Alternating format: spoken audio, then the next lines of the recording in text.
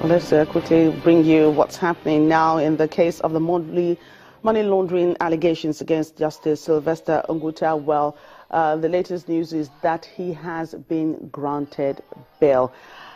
He's been granted bail. He had entered a not guilty plea today to the 16-count charge of money laundering, and the charge included a breach of a professional ethics, age falsification, forgery, and corruption. The charge was instituted on Tuesday, November the 8th, 2016, at the Federal High Court in Abuja by the Office of the Attorney General of the Federation and Minister of Justice. He was among those judges arrested and detained by the Department of State Services a few weeks ago. So he's been granted bail. Now to other news. In a surprise move to many Zimbabweans, President Robert Mugabe has started to talk about retirement, but the question on the lips of everyone who has heard his voice is that how serious he is about it. Over the weekend, Mr. Mugabe told a meeting of about 400 non-combatant veterans of the anti-colonial struggles that if he were to retire, he should be allowed to do so properly. He also criticized some leaders of his ruling ZANU-PF for not wishing him well. Infighting among the ruling party, among factions vying to succeed Mr. Mugabe, have intensified as he appears increasingly frail. This is not the first time he is speaking about stepping down.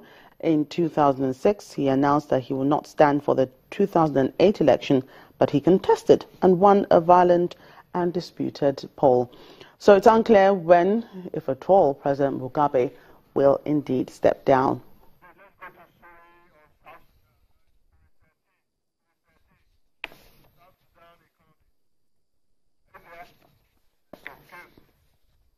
Well, the UN South Sudan envoy Ellen Lodge has told the Security Council that parts of South Sudan remain volatile with frequent attacks that have disrupted supply of essential goods, including food. The envoy has warned that the 3-year-old conflict continues to push the country towards further division and risks a full-scale civil conflict. The United Nations chief in South Sudan has warned that continued weakening of the country's 5-year-old economy amid ongoing fighting has placed South Sudan on the verge of a full-scale civil conflict. The country's economy has been battered in the process, driving prices of basic commodities higher and leaving half the country's 12 million people without enough food. Ellen Lodge was speaking in New York City, where she said the situation could render national cohesion almost impossible to achieve. The deterioration of the economy and the increasingly fragmented conflict, often with ethnic undertones, that we are seeing have placed the country on a potential downward slide towards greater divisiveness and risk of full-scale civil conflict that could render national cohesion almost impossible to achieve. Oil producing South Sudan won independence from Sudan in 2011, but in December 2013 slid into a 2-year civil war after a dispute between President Salva Kiir and his former deputy Riek Machar. The pair signed a shaky peace deal last year, but fighting has continued and Machar fled the country in July.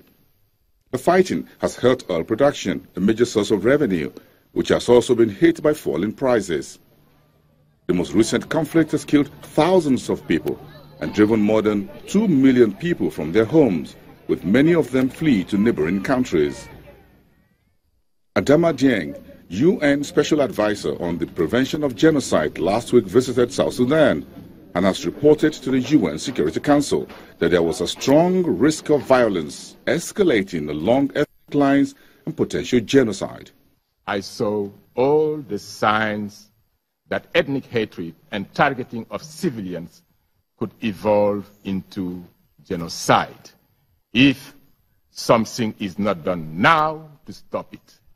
I urge the Security Council and member states of the region to be united and to take action. The United States circulated on Thursday, November 17 to the Council a draft resolution to impose an arms embargo on South Sudan and further targeted sanctions amid the warnings. UN peacekeepers currently protect nearly 200,000 civilians at 6 sites around the country. Finally, donors have pledged more than €2 million to help Central African Republic, one of the world's most chronically unstable countries, to recover from 3 years of inter-religious and intercommunal conflict. When the present administration came into power early this year, it raised hopes of a final end to the turmoil, but a recent resurgence of clashes means that even with financial support, various other challenges remain. International donors have promised €2.06 billion for the Central African Republic on Thursday, seeking to cement a recovery from 3 years of sectarian strife that has left the country dependent on United Nations peacekeepers. At a conference in Brussels attended by CAR President, 80 countries and international agencies pledged the money for the next 4 years, including more than €700 million from the European Union. We are committed to this through reforms. It's difficult, but we undertake to achieve this, to fight against different scourges such as corruption and bad governance. Todera's election in February was followed by a respite in violence, but clashes between militia are now rising in one of the world's most chronically unstable countries. With no army and a few basic services, the government in the capital, Bangui, does not have control over the whole country. The departure of French troops this month puts the onus on the UN mission known as MINUSCA and an EU military training unit to restore security. Violence has displaced about 400,000 people, with only some beginning to return home. MINUSCA has been dogged by dozens of allegations of sexual abuse, prompting a broad UN inquiry. Criticism of 13,000-strong mission has been mounted by local people, accusing the peacekeepers of not doing enough to protect them. MINUSCA said last month that it had reinforced patrols in Bambari and surrounding areas in response to the intensifying of attacks. Force Commander Dal Hamidi says the situation in Bambari remains volatile.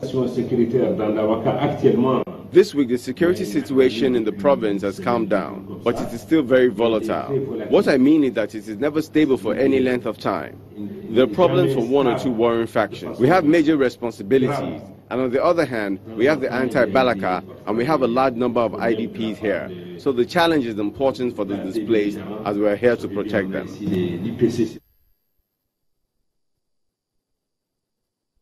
Well, that's Network Africa. Thank you so much for watching. I'm Joker Rogers. Bye for now.